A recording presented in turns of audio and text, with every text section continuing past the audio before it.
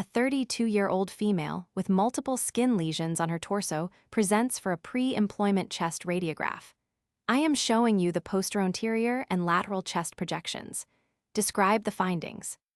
On the posteroanterior chest radiograph, there are multiple bilateral round soft tissue opacities projecting over both lung fields, mimicking intrapulmonary nodules.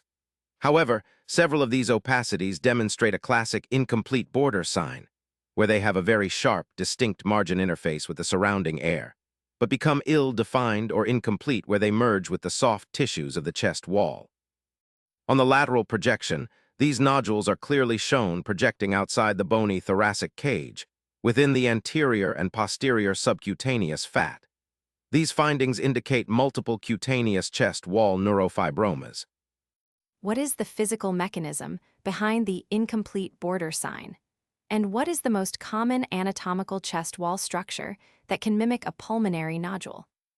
The incomplete border sign occurs because a cutaneous or chest wall lesion is partially surrounded by air, which creates a sharp interface on the radiograph. However, where the lesion is continuous with the soft tissue of the chest wall, there is no air-soft tissue interface, resulting in a fuzzy or absent margin. The most common anatomical chest wall structure to mimic a pulmonary nodule on radiography is the nipple. How can you radiographically confirm if a nodule is cutaneous or intrapulmonary when computed tomography is not immediately available?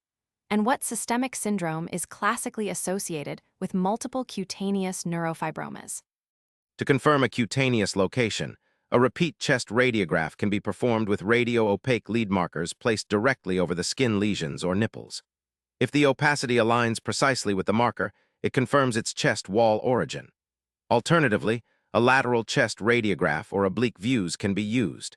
Clinically, multiple cutaneous neurofibromas are classically associated with neurofibromatosis type 1. In these patients, we should look for other thoracic manifestations, such as posterior mediastinal neurogenic tumors, rib notching or ribbon ribs, scoliosis, and apical lung cysts or fibrosis. I would recommend referring the patient to genetics and dermatology for comprehensive screening.